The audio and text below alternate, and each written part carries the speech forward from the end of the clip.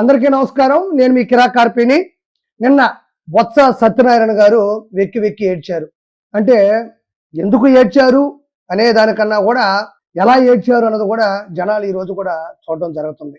అయితే ఎందుకు ఏడ్చారు అంటే పూర్వం బొత్స సత్యనారాయణ గారు వైఎస్ రాజశేఖర రెడ్డి గారి మరణం, అందులో దాగున్న రహస్యాల్లో జగన్మోహన్ రెడ్డి హస్తం ఉంది అని పబ్లిక్ గా చెప్పడం జరిగింది. వైఎస్ రాజశేఖర రెడ్డి గారి మరణం వెనక వైఎస్ జగన్మోహన్ రెడ్డి హస్తం ఉంది అని చెప్పిన మాటల్ని అచ్చెన్నాయుడు గారు మళ్ళీ ఓసారి గుర్తు చేశారు. ఈరోజు మరి కూటమిని, తెలుగుదేశం పార్టీని వేలెత్తి చూపిస్తున్నారు కదా. ఈరోజు జగన్మోహన్ రెడ్డి మీకు దేవుడైపోయాడు కదా. మరి ఆ రోజుల్లో మీరు మాట్లాడిన మాటలు నేను మరోసారి గుర్తు చేస్తున్నాను అన్న పాపానికి దానికి బొత్స సత్యనారాయణ గారు కన్నీరు మున్నీరయ్యారు. మన ఏవైతే ఉంటాయో కర్చీపులు మొత్తం కూడా తడిచిపోవడం జరిగింది. ఆ పక్కన వాళ్ళు కూడా చూస్తూ ఉన్నారు. బట్ రాష్ట్రంలో ఉన్న ప్రజలందరూ కూడా ఆయన యాక్టింగ్ చేశాడు అని చెప్పకనే చెబుతూ ఉన్నారు. కాబట్టి అసలు ఆయన చెప్పింది నిజమే కదా, ఆయన అన్నది నిజమే కదా, ప్రజలు అనుకుంటున్నది కూడా నిజమే కదా. మరి ఎందుకు చూడండి ఒకసారి పూర్వం, ఇదిగోండి ఇది చూడండి, ఇందులో చూడండి వైఎస్ మృతి జగన్ హస్తం, జగన్ కుటుంబంలో అందరూ దొంగలే, ఉరి శిక్షకు జగన్ అర్హుడు. ఇది ఎవరండి చెప్పింది? ఆ రోజుల్లో వచ్చినటువంటి ఆర్టికల్. ఇంకా లోతుగా వెళ్తే దీనికి సంబంధించిన వీడియోలు కూడా దొరుకుతాయి. ఇదే బొత్స సత్యనారాయణ గారు చెప్పారండి. అది మళ్ళీ అచ్చెన్నాయుడు గారు చెప్తే ఉలికిపోవటం, మళ్ళీ కన్నీరు మున్నీరైపోతున్నారు, బాధపడిపోతా ఉన్నారు. మనం అడిగిన మాటలనే గుర్తు చేసినప్పుడు మనం బాధపడితేనో మనం భయపడితేనో జనాలు నవ్వుకుంటారు తప్ప జనాలు నమ్మే పరిస్థితిలో లేరు అని నేను మరోసారి బొత్స సత్యనారాయణ గారికి గుర్తు చేస్తూ ఉన్నాను. మీరేమి ఆషామాషి వ్యక్తులు కాదు.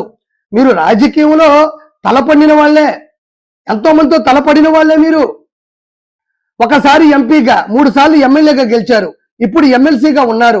విద్య, రవాణా, మార్కెటింగ్, భారీ పరిశ్రమలు, పురపాలక, పట్టణాభివృద్ధి, పంచాయతీ రాజ్, గృహ నిర్మాణ శాఖలకు మంత్రులుగా పనిచేశారు. అన్ని కూడా నెంబర్ 1 స్థాయిలో ఉన్నటువంటి శాఖలే. వీటన్నిటిలో కూడా మీరు పనిచేశారు. రాజకీయంలో అపారమైన అనుభవం ఉంది మీకు. మీరు మాట్లాడేటప్పుడు, మీరు ఏడ్చేటప్పుడు వెనక ముందు చూసుకోవాలి మనం. మరి ఆ రోజుల్లో రాజకీయ పార్టీలకు మారను అనుకున్నప్పుడు మారాలి. మరి ఎంతో అనుభవం ఉన్న మీరు ఈ మధ్య కాలంలో ఎంత దిగజారిపోయారు అంటే నేను అసలు ప్రత్యేకంగా చెప్పనక్కర్లేదు. ఈ రోజు మీరు కన్నీరు మున్నీరు అవుతున్నారే. 29 గ్రామాలు, 29,000 మంది రైతులు, 34,000 ఎకరాలని అమరావతి రాజధాని కోసం అప్పగిస్తే మీరు దాన్ని శ్మశాన వాటిక అన్నారు. వాళ్ళు ఎంత ఏడ్చుంటారు, వాళ్ళు ఎంత బాధపడి ఉంటారు, వాళ్ళు ఎంత కన్నీరు మున్నీరై ఉంటారో మీరు ఒకసారి ఆలోచించారా? అదే విధంగా శాసన మండలి చైర్మన్ గా పనిచేసినటువంటి షరీఫ్ గారు కేవలం 3 రాజధానులకు సంబంధించినటువంటి బిల్లుని ఆమోదించలేదు, తిరస్కరించారు అన్న కోపంతో ఆయన మీద భౌతికంగా మీరందరూ దాడులు చేశారు. అసలు నువ్వు సాయిబుకే పుట్టావా అని శాసన మండలి సాక్షిగా మీరు ఆయన్ని అవమానించారు. ఆ రోజు ఆయన ఎంత వెక్కి వెక్కి ఏడ్చుంటారు, ఆయన గుండె ఎంత విలవిల్లాడుంటుంది, ఆయనకి ఎన్నిసార్లు కన్నీళ్లు వచ్చుంటాయి, ఎన్నిసార్లు నిద్ర లేని రాత్రులు గడుపుకుంటారో మీరు ఎందుకు అర్థం చేసుకోలేదు అని ఈరోజు మిమ్మల్ని సూటిగా ప్రశ్నిస్తున్నా. మరి ఇన్ని శాఖలకు మంత్రి, ఎంపీగా, ఎమ్మెల్యేగా, ఎమ్మెల్సీగా ఒకనొక సమయంలో రాజశేఖర రెడ్డి గారు చనిపోయినప్పుడు సీఎం లిస్టులో నెక్స్ట్ ఎవరు అన్నప్పుడు మీరు కూడా ఉన్నారు. అపారమైన అనుభవం నేనే ఒప్పుకుంటున్నాను కదా. ఇంత దిగజారిపోతారా, ఇంత దిగబడిపోతారని నాతో పాటు ఈరోజు ఆంధ్ర రాష్ట్ర ప్రజలు కూడా గుసగుసలాడుకుంటూ ఉన్నారు. దీనితో పాటు తిరుమల లడ్డూలో ఉండే కెల్తీనికి హెరిటేజ్ ఫ్రెష్ లో ఉండేటువంటి కొన్ని పరిస్థితులకి సంబంధం ఉంది అని మీరు ఆ రోజు చెప్పి నిజంగా ప్రజల మధ్యలో ప్రెస్ ముందు దొరికిపోయారు. మీరు తిరుమల లడ్డూలో వాడేటువంటి కల్తీనికి హెరిటేజ్ ఫ్రెష్ కి సంబంధం ఉందని లైవ్ లో దొరికిపోయారు. మీరు అంత అపారమైన అనుభవం ఉన్న మీరు ఇంత దిగజారిపోతారని ప్రజలు ఈ రోజు మాట్లాడుకుంటూ ఉన్నారు. ఇదే కాదు, గతంలో కాంగ్రెస్ లో ఉన్న మీరు వైఎస్ఆర్ సిపిని తొక్కేయాలి, తొంగలో తొక్కాలి అని శపథం కాసింది కూడా మీరే. పబ్లిక్ గా అందరూ వింటూ ఉండంగా, అందరూ చూస్తూ ఉండంగా ఏదైతే నేమలే అది లైవ్ కదా, వైఎస్ రాజశేఖర రెడ్డి గారు బ్రాందీ తాగుతారు అని బల్లగుద్ది చెప్పింది మీరే. అది సంస్కారమా? ఒక ముఖ్యమంత్రి కాంగ్రెస్ పార్టీలో పనిచేశారు, అది ఆయన పర్సనల్ లైఫ్ కావచ్చు, అది ఆయన అలవాటు కావచ్చు, అదేం పాపం కాదు కదా. దాన్ని తీసుకొచ్చి పబ్లిక్ గా అందరూ వింటూ ఉండంగా, చూస్తూ ఉండంగా బ్రాందీ తాగారని బల్లగుద్ది చెప్పింది కూడా మీరే. అంటే అదే అసెంబ్లీలో అదే శాసనసభ్యుల మధ్యన ఉండేటువంటి విజయమ్మ గారిని పట్టుకొని అవహేళన చేసింది, అవమానపరిచింది కూడా తప్పకుండా మీరే. జగన్మోహన్ రెడ్డి వైఎస్ రాజశేఖర రెడ్డి గారి యొక్క మరణం వెనక ఆయన హస్తం ఉంది అని కూడా గట్టిగా అరిచి చెప్పింది మీరే. ఈ రోజు నేను ఇది చూపించాను కూడా. వీటన్నిటికన్నా కూడా మరీ దౌర్భాగ్యమైనటువంటి పరిస్థితి ఏంటంటే బొత్స సత్యనారాయణ గారు మొన్నటికి మొన్న ఆంధ్రప్రదేశ్కి రాజధాని ఏంటి అని ప్రెస్ వాళ్ళు అడిగితే భారతదేశానికి రాజధాని ఢిల్లీ, ఆంధ్రప్రదేశ్కి రాజధాని ఏంటో అని వెనకడుగేశారు మీరు. ఎంత అరాచకం! అభివృద్ధి వైపు అడుగులేస్తున్నటువంటి ఆంధ్ర రాష్ట్రానికి వచ్చినటువంటి అమరావతిని హేళన చేస్తూ అవమానపరుస్తూ మీరు చేసినటువంటి ఆ వ్యాఖ్యలు ఎంత దారుణంగా ఉన్నాయో నేను మీకు ప్రత్యేకంగా చెప్పనక్కర్లేదు. ఈ రోజు ఆంధ్రప్రదేశ్ కి అమరావతి రాజధాని వచ్చింది అంటే ఆంధ్రప్రదేశ్ కి మాత్రమే రాజధాని కాదు కదా, భారతదేశంలో ఉండేటువంటి మిగతా 27 రాష్ట్రాలకు కూడా రాజధానులు ఉన్నాయి. అమరావతి రాజధాని మనకు అవసరం. మన రాజధాని, మన అడ్రస్, మన కంపెనీలకు రావడానికి కేర్ ఆఫ్ అడ్రస్, అభివృద్ధికి ముందడుగది. దాని గురించి చెప్పుకోకపోతే ఇంకో 10 వీడియోలు చేయాలి నేను. దానిని కూడా ఇంత అనుభవం ఉన్న మీరు దానిని కూడా ఎంత అవహేళన చేశారు, ఎంత దుర్మార్గంగా మాట్లాడారు.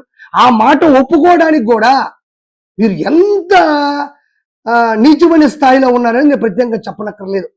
నాకు ఒక చిన్న డైలాగ్ అంటే అమరావతి రాజధాని విషయంలో మిగతా 27 రాష్ట్రాలకి రాజధానులు ఉన్నా కూడా ఆంధ్రప్రదేశ్కి రాజధాని ఉండాలి అని నారా చంద్రబాబు నాయుడు గారు నానా కష్టాలు పడి ఫైనల్ గా లోక్సభ, రాజ్యసభ అన్ని చోట్ల నుంచి ఆమోదం పొంది మన రాజధాని అమరావతి అనే స్థాయికి ఆయన తీసుకొస్తూ ఉంటే అపారమైన అనుభవం ఉండేటువంటి మీలాంటి ఎంతో మంది కూడా దానికి ఎంత అడ్డుకట్ట వేశారు, ఎంత అడ్డదిడ్డంగా మాట్లాడారు అని అందరూ మాట్లాడుకుంటున్నప్పటికీ కూడా మీరు ఎలా మాట్లాడారు మీకు కూడా తెలుసు. కానీ నాకు మీరు మాట్లాడిన తీరు, మీరు అడ్డుకట్ట వేసినటువంటి ఆ పరిస్థితి చూస్తే నాకు లీడర్ సినిమా గుర్తుకొస్తుంది. లీడర్ సినిమాలో రాణా గారు అసెంబ్లీలో ఏదో బిల్లు కోసమో ఏదో ఒక పరిస్థితి కోసమో ఆయన పోరాడుతూ ఉంటారు స్పీకర్ ముందు. అయితే గొల్లపూడి మారుతీరావు గారు చాలా సిన్సియర్ అండ్ సీనియర్ ఆర్టిస్ట్, నేను ఆయన గురించి మాట్లాడలేదు. బట్ ఒక బిల్లు కోసం ఆయన పోరాడుతూ ఉంటే గొల్లపూడి మారుతీరావు గారు అపార అనుభవం ఉన్నటువంటి రాజకీయ నాయకుడు దానికి అడ్డుకట్ట వేస్తూ ఉంటాడు, అడ్డుపడుతూ ఉంటాడు. అప్పుడు అసెంబ్లీ నుంచి మధ్యలో బ్రేక్ వస్తే బయటకు వస్తారు రాణాగారు బయటకు వచ్చినప్పుడు గొల్లపూడి మారుతీరావు గారు కూడా బయటకు వస్తారు. బయటకు వచ్చినప్పుడు ఉండేటువంటి ఒక సన్నివేశం మీకు చూపిస్తాను. ఈ రోజు బొత్స సత్యనారాయణ గారికి కావచ్చు, అపార అనుభవం ఉన్నటువంటి మిగతా తలబండినటువంటి రాజకీయ నాయకులకు కూడా దీన్ని పూర్తిగా ఆపాదిస్తున్నాను. ఒకసారి చూడండి. మీకు 70-80 ఏళ్ళు ఈ చేతులతో మీరు గాంధీ గారిని తాకు, ఆ కళ్ళతో నెహ్రూ గారిని చూసి ఇంత తెలివి, ఇంత అనుభవం ఇవన్నీ ఎందుకు సార్? నా పైసా ఉపయోగం లేదు. అలాంటప్పుడు మీరు ఉంటే ఎంత పోతే ఎంత. అంటే ఈ సినిమాలో సీను ఎప్పుడో కొన్ని సంవత్సరాల క్రితం ఈ సినిమా చూశాను. ఆ సినిమాలో కూడా గొల్లపూడి మారుతీరావు గారు లాగే ఈ రోజు అందరూ కూడా ఇలా తయారయ్యారు. నేను ఇక్కడ గాంధీ గారిని చూశారు, నెహ్రూ గారిని తాకారు అని నేను అనుకోవట్లేదు. ఈ సినిమాలో మాదిరి చనిపోవాలని నేనేం కోరుకోవట్లేదు. కానీ ఆ వ్యక్తి పోరాడుతూ ఉంటే, అంత అనుభవం ఉండి కూడా అడ్డుకట్ట వేస్తూ ఉంటే, అతను చెప్పినటువంటి ఈ సీన్, ఈ డైలాగ్స్ కూడా ఈ రోజు ఉండేటువంటి వైఎస్ఆర్సీపీలో ఎంతో మంది మేధావులని చెప్పుకునే వాళ్ళకి ఎందుకో కొంచెం అలా రిలేటెడ్ గా అనిపించింది నాకు. అంటే నేను అనేది అదే, ఎందుకు ఇలా చేస్తూ ఉన్నారు? బొత్స సత్యనారాయణ గారు ఒకటే గుర్తుపెట్టుకోండి, మీరు ఏడ్చారు అంటే మీ వల్ల ఎంతమంది ఏడ్చారో కూడా గుర్తుపెట్టుకోండి. అపారమైన అనుభవం ఉండేటువంటి మీరు ఇలా దిగజారిపోతూ ఉన్నారు ఎందుకు అని రాష్ట్ర ప్రజలందరూ కూడా మాట్లాడుకుంటూ ఉన్నారు. కాబట్టి మనం ఏం మాట్లాడినా ఏం చేసినా కూడా ప్రజలు ఎప్పుడు కూడా మైండ్ లో పెట్టుకుంటారు, సోషల్ మీడియాలో వైరల్ అవుతూనే ఉంటాయి అవి. కాబట్టి ఒకటే గుర్తుపెట్టుకోండి, నా పేరు ఆర్పి, నా రాష్ట్రం ఆంధ్ర, నా రాజధాని అమరావతి. జై అమరావతి, జై అమరావతి, జై జై అమరావతి.